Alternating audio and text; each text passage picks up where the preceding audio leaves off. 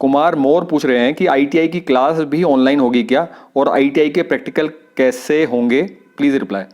तो कुमार मोर जी, एक चीज़ समझ लीजिए कि जो आईटीआई, जो गवर्नमेंट आईटीआई उत्तराखंड में, तो जितनी गवर्नमेंट आईटीआई है इसकी ऑनलाइन स्टडी स्टार्ट हो चुकी है। हम लोग बच्चे को अब व्हाट्सएप के माध्यम से और जो यूट्यूब के माध्यम से और अपने नोट्स के माध्यम से उनको ऑनलाइन पढ़ाना शुरू कर चुके हैं। तो ओवरऑल उत्तराखंड में तो जितनी भी गवर्नमेंट आईटीआईज हैं वहाँ पर ऑनलाइन स्टडी चल रही है। अब आपके स्टेट में क्या हो रहा है इसके बारे में मैं पक्का नहीं कह सकता, तो ये वहाँ आपको अपने टीचर वगैरह से पता करना पड़ेगा। आरकेएच मोनू कह रहे हैं कि सर मैं मशीन स्टेट का के हूँ, मेरे को मशीन स्टेट के एमसीक्यू क्वेश्चन चाहिए।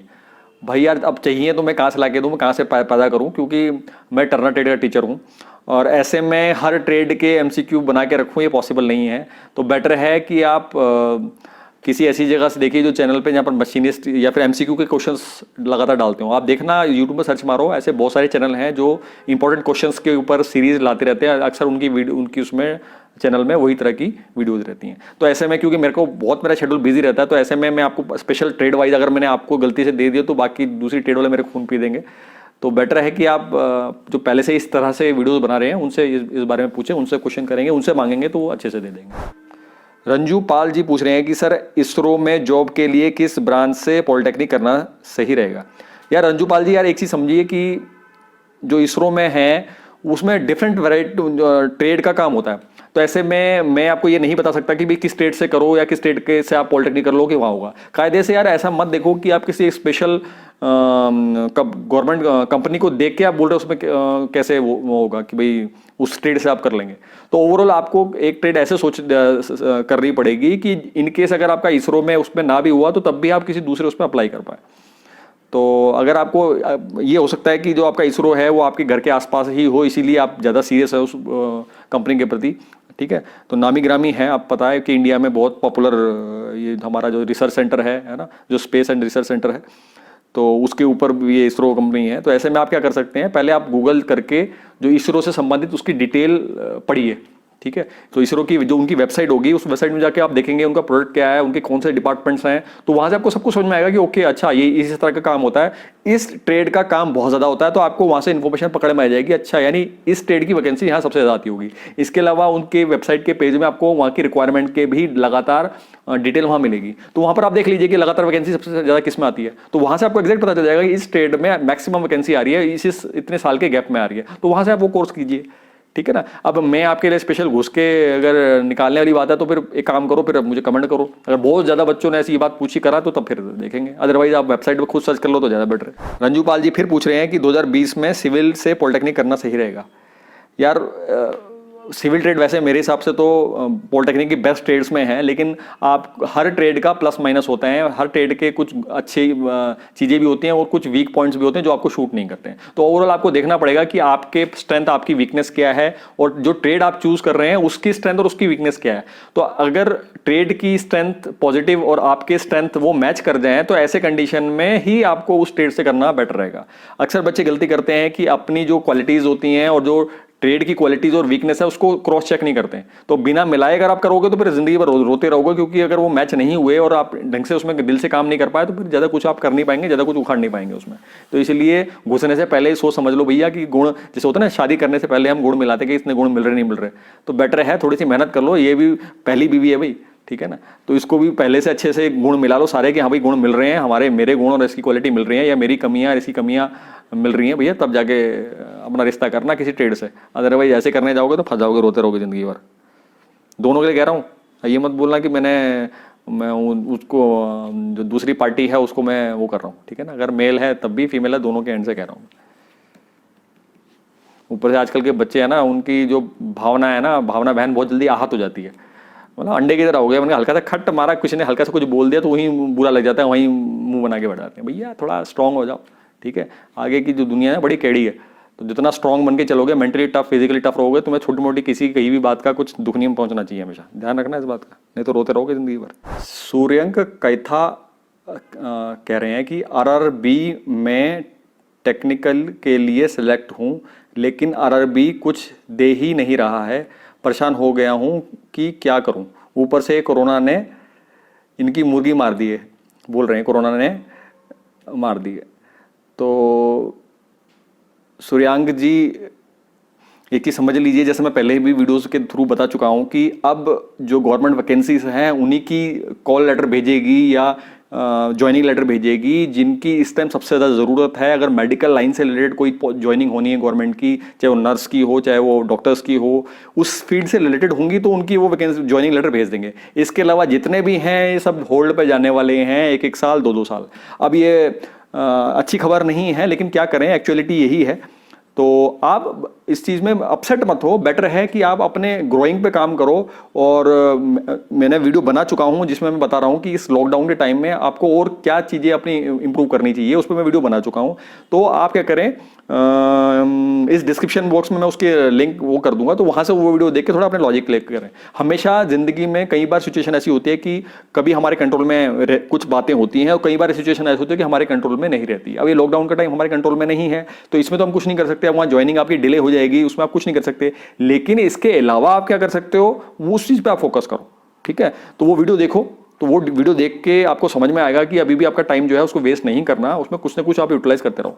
कई बार क्या होता है, जो चीज़ हम सीखते हैं उसका जरूरत फायदा अभी नहीं होता, वो लॉन्ग टर्म में जाके उसका फायदा समझ में आता। ऐसे बहुत सारे काम, बहुत सारी चीज़ें मैंने ऐसी सीखी जो उस टाइम मुझे डायरेक्ट मुझे उसका फायदा नहीं हुआ, लेकिन लॉन्ग टाइम में जाके मुझे समझ में आ रही है, अच्छा हुआ अगर मैंने उस टाइम वो काम ना किया होता, ये चीज़ ना सीखी होती, तो आज मेरे से ये ना होता। तो अपसेट मत हो और अपनी मुर्गी संभाल के रखो भाई। ऐसे जैसे कोई भी मार लेगा तो फिर कैसे काम चलेगा। विशाल भट्टाचार्य जी क्वेश्चन कर रहे हैं कि सर कैसे हम आईटीआई वाले स्टूडेंट्स एक जॉब के लिए खुद अपने करिकुलम विटे यानी सीवी बनाएंगे, उसके लिए एक वीडियो बनाएं प्लीज़, क्योंकि ये बहुत इंपॉर्टेंट है एक जॉब के लिए। तो विशाल भट्टाचार्य जी एक चीज़ समझ लीजिए कि आपकी बात सही है कि सीवी बहुत ज़्यादा इंपॉर्टेंट है, लेकिन सीवी के साथ साथ मैं कहूँगा कि सीवी तैयार करने का कोई बड़ी ज़्यादा दिक्कत नहीं है। जहाँ भी आईटीआई या फिर जो इंडस्ट्रियल एरिया है जहाँ पर आपकी ट्रेड से रिलेटेड कंपनियों में काम होता है, तो वहाँ पर आप देखेंगे आसपास साइबर कैफे में मिलेंगे। तो वहाँ जाके, क्योंकि लोग पहले से ही वहाँ पर अपने रिज्यूम वगैरह बना चुके होते हैं, तो ऐसे में उनके पास डाटा रहता है। तो सेम अगर आप उनको ट्रेड बताएंगे उससे रिलेटेड वो पॉइंट्स वहाँ से उठा के वो आपके उसमें बना देंगे। लेकिन मेजर चीज़ जो ध्यान रखने वाली है सीवी में ये होती है कि जो काम आपने प्रैक्टिकली आईटीआई में किया है उसको अच्छे से आप वहाँ पर एक्सप्लेन कर दें। अगर प्रैक्टिकल आपने ढंग से नहीं किए हुए हैं तो केवल ट्रेड थ्योरी को आप वहां पर अपने सीवी में ज्यादा कुछ नहीं कर सकते। ठीक है, तो ये चीज समझिएगा। फॉर एग्जांपल अगर वेल्डर ट्रेड में आपने थ्योरी बहुत अच्छे से पढ़ी है तो आप थ्योरी के हेडिंग बना के वहां नहीं डाल सकते, लेकिन अगर आपने प्रैक्टिकल बहुत ज्यादा कर रखे हैं, चाहे गैस वेल्डिंग कर रखी है, आपने टिक वेल्डिंग कर रखी है, आपने आर्क वेल्डिंग कर रखी है, या डिफरेंट काइंड ऑफ जितनी भी आपने प्रैक्टिकल कर रखे हैं, वहां पर आप लिखेंगे कि experience in arc welding, experience in gas welding, और ये इस तरह से लिखेंगे तो वो बहुत इंप्रेसिव हो जाएगा।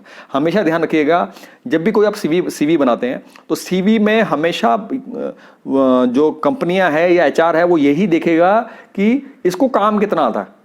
ठीक है, सबसे बड़ी मेजर यही होता है। बाकी चीजें तो अब जो जहां रिज्यूम पहले से बहुत बने हुए हैं, जैसे मैं बता चुका हूं कि वो जहां पर मैन्युफैक्चरिंग यूनिट्स बहुत सारी होती है, उसके आसपास जो साइबर कैफे वालों के पास रहता है, तो उसमें से वो फालतू की चीजें हटा देना जो आपके काम की नहीं है, जिसके बारे में आप कुछ नहीं बता सकते। हमेशा अपने सीवी में केवल वही बातें लिखो जिसके बारे में आपको प्रैक्टिकल नॉलेज है। थ्योरेटिकल नॉलेज में आप फंस सकते हो, थ्योरेटिकल नॉलेज की बातें वहां पर ज्यादा नहीं लिखो।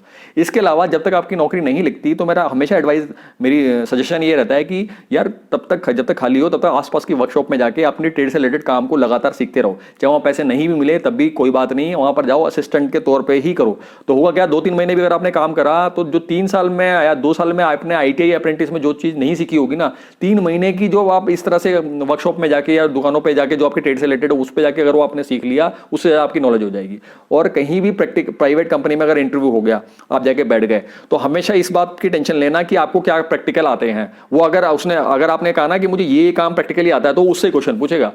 होता क्या है कि अगर आपने कुछ भी नहीं, आपको नॉलेज नहीं है और केवल आप जस्ट एज अ फ्रेशर जा रहे हो और आप कुछ उसमें आपने ब्रीफिंग नहीं करी कि भाई आपको क्या काम आते हैं, क्या प्रैक्टिकली आते हैं, अगर उसमें कुछ नहीं लिखा हुआ तब वो ट्रेड थ्योरी के रिलेटेड क्वेश्चन पूछेगा। तो ऐसे में फिर टेंशन होती है, वो साला कहाँ से क्या पूछ ले, या फिर वो जिस फील्ड से रिलेटेड कंपनी है उससे रिलेटेड कोई क्वेश्चन आपसे पूछ लेगा। तो बेटर है कि आप पहले से ही प्रैक्टिकली जो चीज़ आप बहुत स्ट्रांग हैं, जो करते आ रहे हैं, उसी का उल्लेख आप उसमें करें और उसकी अच्छी खासी नॉलेज आपके अंदर हो।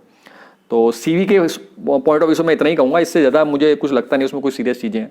तो प्लीज़ कमेंट करके बताओ अगर इसके अलावा कोई आपको कोई चीज़ पूछनी। रवि गलहोत्रा पूछ रहे हैं कि सीटीआई के बाद इंस्ट्रक्टर की जॉब के लिए एक्सपीरियंस की आवश्यकता होती है क्या?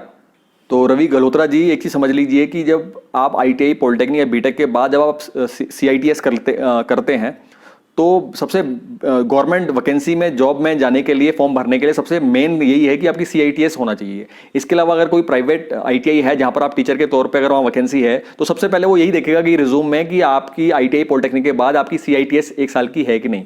तो अगर आपकी CITS है तो उसकी बेसिक रिक्वायरमेंट पूरी हो गई, जो इंपॉर्टेंट जो जरूरी है। उसके बाद अब आपको एक्सपीरियंस थोड़ा है ज़्यादा है वो ये इस बात पर डिपेंड करेगा कि वहां पर कितने ऐसे लोग हैं जो CITS किए हुए हैं, और उसके बाद जिसका एक्सपीरियंस ज़्यादा होगा और जो कम पैसे लेगा ऐसे लोगों को वो अपने रखना पसंद करेंगे।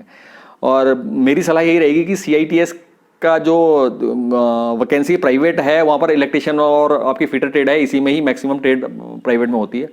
तो वो वाली ट्रेड है तो तब को फिर भी आपका प्राइवेट में आपको जॉब मिल जाएगी। लेकिन अगर आप ऐसी ट्रेड से हैं जो प्राइवेट में नहीं होती और गवर्नमेंट की आप उम्मीद करके बैठे हैं तो भैया तो इसमें लंबा खिंच सकता है, क्योंकि लॉकडाउन का टाइम है और लॉकडाउन के समय में मुझे नहीं लगता जल्दी से 2-3 साल की वैकेंसी आने वाली है। और मैं वैसे भी CITS के लिए मैं उतना सकारात्मक नहीं हूँ कि लॉन्ग टर्म में इसकी ज़्यादा वैकेंसी आने वाली है।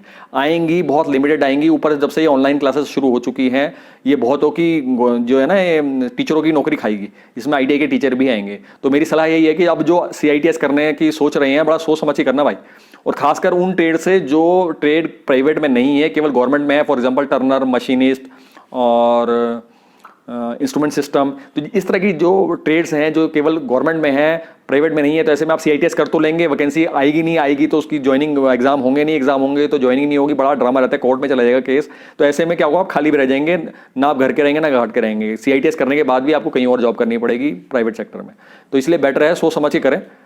और इस पर हालांकि मैं वीडियो बना चुका हूं, तो प्लेलिस्ट में जाके आप देखना, CITS के ऊपर अलग से प्लेलिस्ट बनी हुई है, वहां जाके आप वो सारी वीडियोस देखेंगे तो आपको लॉजिक क्लियर हो जाएगा कि आपको करना चाहिए नहीं करना चाहिए, या CITS कर लिया तो अब आगे क्या करें। इसमें ढंग से मैं विस्तार से वीडियो बना चुका हूं, तो प्लीज जाके वो देख लीजिए।